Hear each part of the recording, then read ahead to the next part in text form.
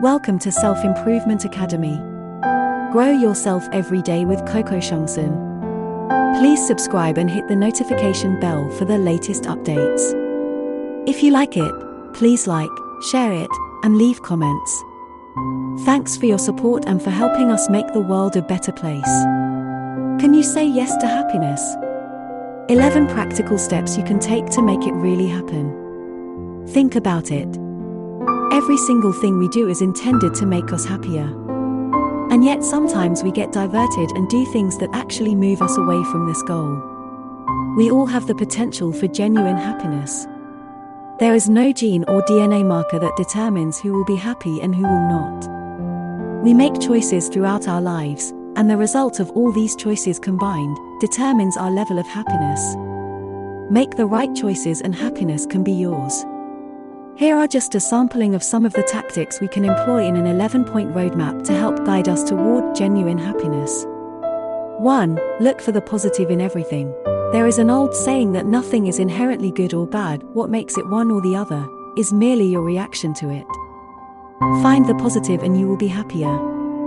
Those who soar against all odds do so because they look at the positive that could come out of their situation, however bad it may seem to others. 2. Accentuate the positive. We all grow up with a positivity imbalance, the result of society's norms and rules being based on restriction and punishment more than approval and reward.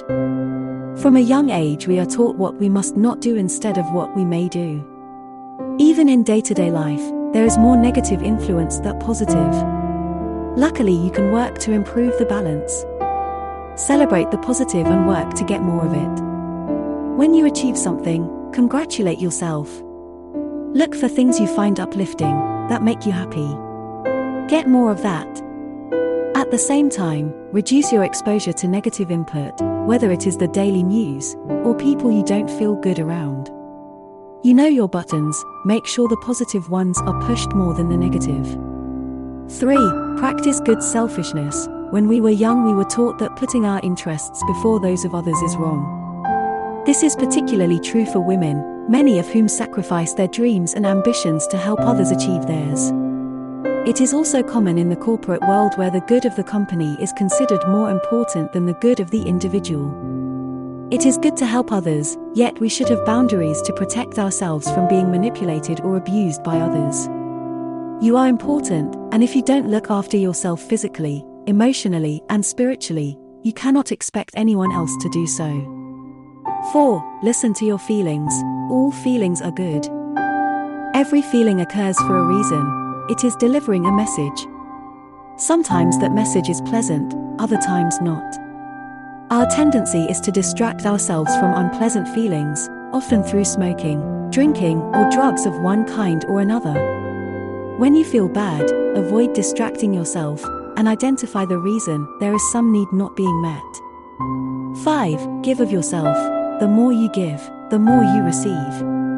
There is probably no scientific study proving this to be so, but unconditional giving is hugely rewarding.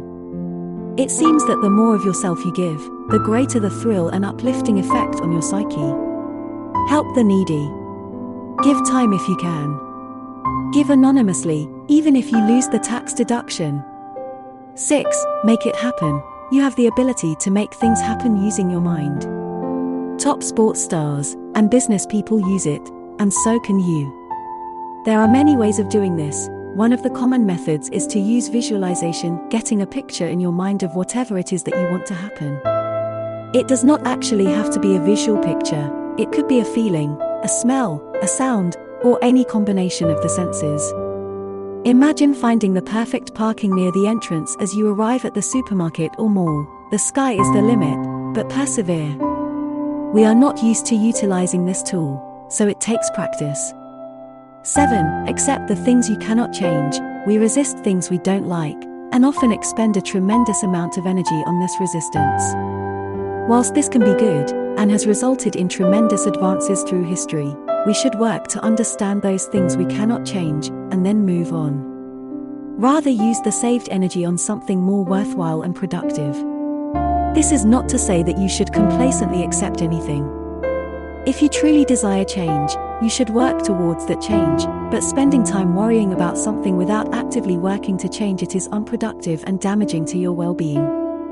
8. Take responsibility for your choices. Everything that you do, or don't do, is because of choices you make, or don't make. It is easier and convenient to blame outside causes for things that go wrong in life, but your life is the sum of all the choices you make along the way. Sometimes that choice is to let somebody else make a choice on your behalf. If you tend to blame other people or things, it may be scary to take responsibility for what happens in your life, but it is really quite liberating because instead of seeing yourself as an effect of outside forces, you realize you are the cause of everything good you achieve. Don't abdicate responsibility for your life. 9. Schedule regular self-time. Spend some time analyzing where you are in life, your strengths and weaknesses. How can you turn the latter into the former? Think about your views on everything from your job to global warming and the existence of aliens, then work out why you feel the way you do. Is your reasoning sound? The better you understand yourself, the better you understand the world. 10. Make time to meditate. We spend almost all our time thinking of the past or planning for the future. We seldom spend time in the present. It has reached a point where, for most of us, it seems impossible to keep our focus on what is happening right now. Your meditation could be formal meditation or prayer, but it could be as simple as merely focusing on each breath as it goes in and out for 5 or 10 minutes, dismissing past and future thoughts as they arise, and they will. 11. Remove your limitations. When we fail, usually the reason is simply because we don't believe we are able or worthy of whatever it is that we fail to achieve. Most often, this belief is actually false, the result of negative programming received since childhood. The truth is that most of us are able to do most of what we really want to do. You just have to believe. The best way to start is with small things, working your way up as you notice the limits dissolving. The more successful you are at assimilating the concepts and processes described in these 11 points into your life, the more genuinely happy you will be, and the happiness will last. If any of you ever have any questions, please contact me or leave me a comment and I will do my best to answer it. I hope you will achieve your objectives. All the best to you. KOKOSHUNGSAN pays you to have fun. KOKOSHUNGSAN.net